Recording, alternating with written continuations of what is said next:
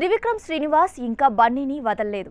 మొన్నటి వరకు అట్లీ సినిమా కంటే ముందే తన సినిమా ఉంటుందని ప్రచారం జరిగింది. అయితే ఉన్నట్టుండి అట్లీతో కలిసి అమెరికా వెళ్లి హాలీవుడ్ టెక్నీషియన్స్ను కలిసి భారీ ప్రాజెక్ట్ను ఓకే చేసేశాడు. సన్ పిక్చర్స్ ఈ సినిమాను నిర్మిస్తున్నట్టు కూడా ప్రకటించింది. అయినా గురించి తన ఆశల్ని వదులుకోలేదు. అట్లీ సినిమా స్టార్ట్ అయి కొన్ని స్కెడ్యూల్స్ అయ్యేలోపే తన సినిమాను కంప్లీట్ చేసేస్తానని బన్నీని ఒప్పిస్తూ వచ్చాడు.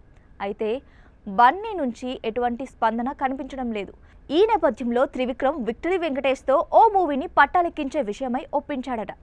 వెంకీతో త్రివిక్రమ్ సినిమా ఆల్మోస్ట్ ఫిక్స్ అయినట్లేనని చెబుతున్నారు.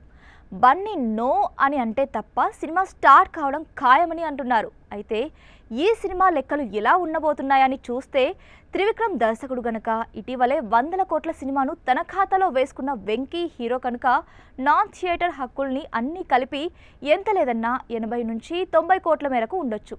అలాగే థియేటర్ మీద వరల్డ్ వైడ్గా 60 నుంచి 80 కోట్లు రాబట్టవచ్చు.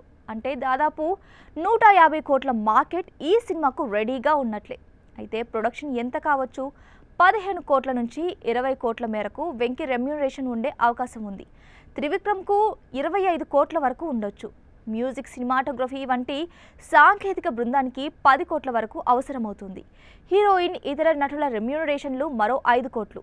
అంటే దగ్గర 60 కోట్లు కేవలం రెమ్యూనరేషన్లే అవుతాయి. ఆ పైన ప్రొడక్షన్ ఎంత లేదన్నా 30 కోట్లు కాస్త పైమాటే అవుతుంది. ఎందుకంటే త్రివిక్రమ్ ఏ మేరకు ఖర్చు చేయిస్తారు, ఎలాంటి సబ్జెక్ట్ అనుకుంటున్నారు అన్నది ఇంకా బయటకు రాలేదు. వడ్డీలు, పబ్లిసిటీ అన్నీ కలిపి 110 కోట్లు దాటుతుంది. అంటే సినిమా మంచి మార్జిన్తోనే విడుదలయ్యే అవకాశం ఉంది. కనీసం 40 కోట్ల టేబుల్ ప్రాఫిట్తో విడుదలకు ఛాన్స్ ఉంది. అందుకే ఎలాగైనా ఈ ప్రాజెక్ట్ ఎక్కించాలని ప్రయత్నం బలంగా జరుగుతున్నాయని ఫిల్మ్ నగర్ సమాచారం.